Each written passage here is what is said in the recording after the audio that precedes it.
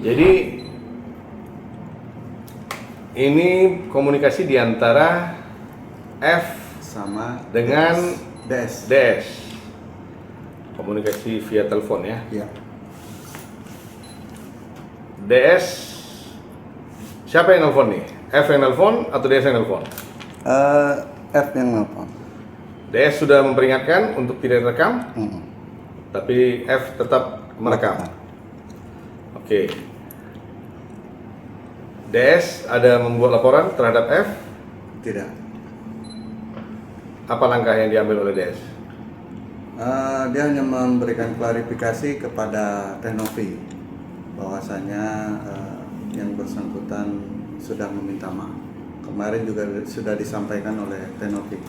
Karena kan percakapan itu menyudutkan seorang Novi Pratiwi. Itu. Ya seharusnya komunikasi satu tidak direkam. Kedua ya tidak boleh disebarluaskan. Itu kan terkait privasi seseorang. Ya. Apalagi ini komunikasi di antara F dengan DS terkait N. Iya. Nah, sekarang notabene-nya N bukan klien dari F dan N juga bukan klien dari DS dan DS juga bukan lawyer di sini. Jadi membicarakan sesuatu tentang seseorang pastinya tidak baik, apalagi disebarluaskan lebih-lebih tidak baik, kan bisa masuk unsur untuk membuat laporan. Ya seharusnya DS yang melaporkan F.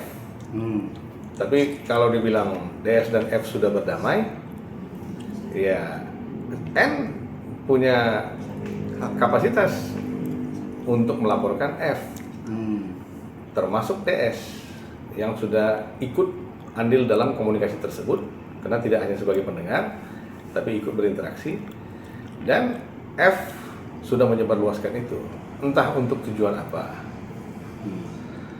Ya, makanya kalau sekarang dibilang N tidak melaporkan F dan N tidak melaporkan DS, kenapa? Ada apa? Dan kalau sekarang N yang dilaporkan secara bertubi-tubi, ya juga kenapa kan gitu. Tapi ini mungkin karena banyaknya permasalahan ini, N untuk melaporkan terkait bocornya percakapan itu masih dipikirkan dulu karena dia masih ada banyaknya yang tadi saya bilang terkait permasalahan hukum. Apakah abang menyikapinya seperti apa terkait hal ini? Dipandang wajarkah atau harusnya segera? Iya dong, ya jadi kan ya saya rasa tidak wajar ya, karena apapun cerita N itu seorang wanita. Tidak wajar seorang wanita dibicarakan seperti itu sampai sejauh itu oleh kedua orang lelaki, yang notabene-nya masih dalam tanda kutip belum tentu benar dan belum pasti itu ada. Jadi ya si N harus bersikap tegas. Kalau memang mau melaporkan ya harus melaporkan, tidak ada alasan tuh lagi banyak handling perkara, lagi banyak handling job, itu tidak ada alasan. Anda sudah dirugikan di sini. Anda harus pulihkan jati diri Anda. Jadi ya kalau harus ambil langkah hukum ya saya rasa N harus melaporkan orang-orang yang bertanggung jawab dalam menyebarluaskan komunikasi tersebut. Khawatirnya mungkin apa bang kalau seumpamanya tidak segera melaporkan? Ya akan semakin membias nih, karena gue lihat sekarang perkara ini kan sudah mulai membias nih kemana-mana nih gitu. Banyak orang yang mencari panggung dalam acara ini gitu. Itu tidak baik gitu. Jadi tujuannya dari mulai seseorang yang tersiram air keras sampai mulai ke donasi. Nah ini sekarang sudah mulai ke komunikasi yang bocor. Nanti takutnya sampai ke atap genteng pun ikut bocor nanti gitu. Kalau nggak ditambal dari sekarang, ini pasti akan semakin bias, akan semakin banyak aktor-aktor yang tidak diundang akan ikut main di dalam film ini nanti. Lihat aja. Khawatir juga nanti kalau ada percakapan yang bocor yang lainnya gitu bang ya, mengikuti. Pasti gitu. Apabila hal ini tidak disikapin, nah, nanti akan bablas. Lihat aja, pasti akan bias. Nanti akan ada hal-hal lain yang tidak berbobot, tidak berkompeten, akan terus berkembang biak dan dimasukin di dalam cerita ini. Karena dari mulai korban, dari mulai orang yang berinisiasi mencari donasi, dua orang ini cikal bakalnya mengalami konflik. Sekarang sampai kepada kemana-mana. Jadi kalau mau ambil langkah, saya rasa ini momen yang tepat. Harus, Anda sudah dirugikan, Anda harus mengambil langkah. Tidak ada alasan Anda sedang sibuk. Kan yang kerja lawyer. Tapi untuk perdamaian sendiri gimana Bang?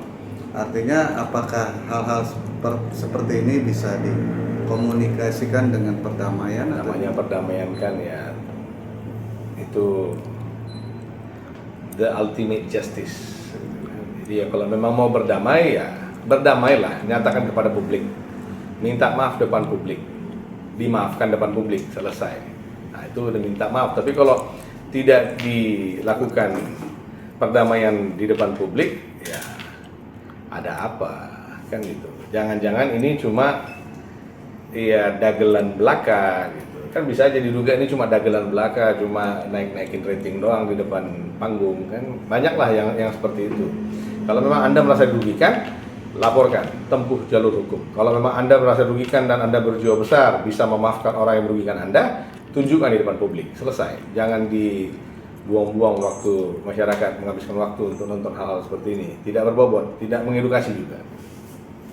Bang, balik lagi ke awal terkait disinggung tadi mengenai donasi. Ya, sebenarnya donasi itu perspektif hukumnya seperti apa sih Bang? Istilah donasi itu? Donasi itu kan sumbangan.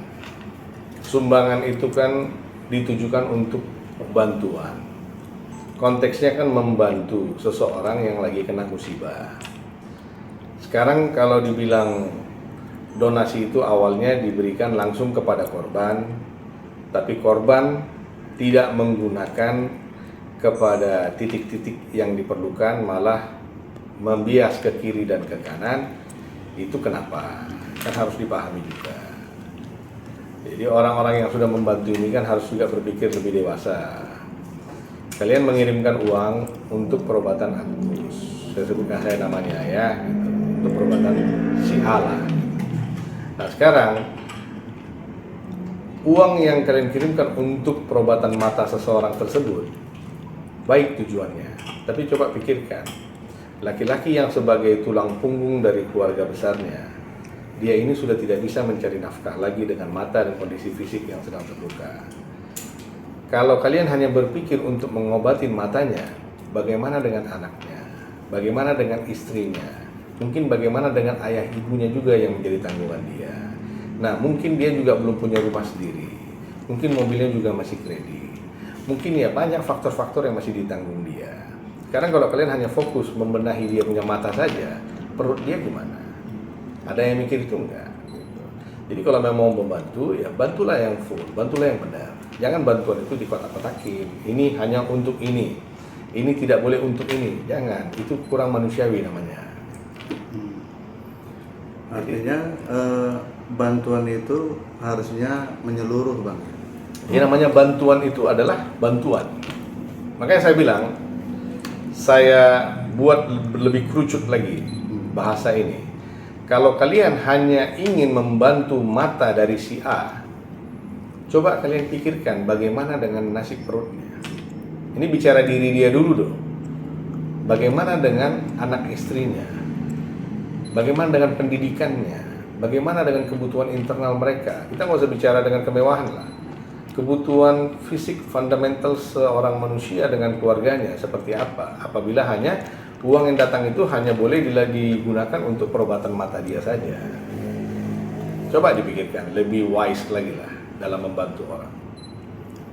Tapi memang kan awalnya peruntukannya balik lagi kesembuhan mata Agus. Gimana tuh? Ya nanti dengan sekarang ya, makanya saya bilang, saya bisa bicara lebih panjang, lebih luas lagi. Saya hanya kasih satu contoh aja nih. Apabila matanya diobatin, bagaimana dengan kebutuhan internal dia? Dia posisinya sekarang lagi tidak bisa mencari nafkah dan dia